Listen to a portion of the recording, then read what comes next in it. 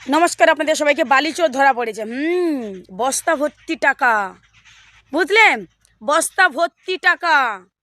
কার টাকা? যারা জনসভায় জনভরা মঞ্চে দাঁড়িয়ে বলে তৃণমূল নাকি চোর বলে, সেই সব অপদার্থগুলো দেখো। সেই ভিডিও দেখলে অবাক হয়ে যাবে। দেখো, বালিখাতা থেকে তোলাবাজি টাকা, আর তাতেই নাম জড়ালো বিজেপি সাংসদে। গাড়িতে রাশি রাশি নগদ টাকা উদ্ধার, নাম জড়ালো বিজেপি সাংসদ সৌমিত্র খায়ের। বালিখাতা থেকে তোলাবাজি টাকা উদ্ধারের অভিযোগ উঠে আসছে। বর্তমানে রেলের গাড়িতে 6,49,000 টাকা উদ্ধার, আর সেই টাকা নাকি বালিখাতা থেকে তোলাবাজি টাকা, যাদের নাম জড়িয়েছে বিজেপি সাংসদ সৌমিত্র খায়ের। সৌমিত্র খা কারি কারি টাকা, বালি চুরির টাকা।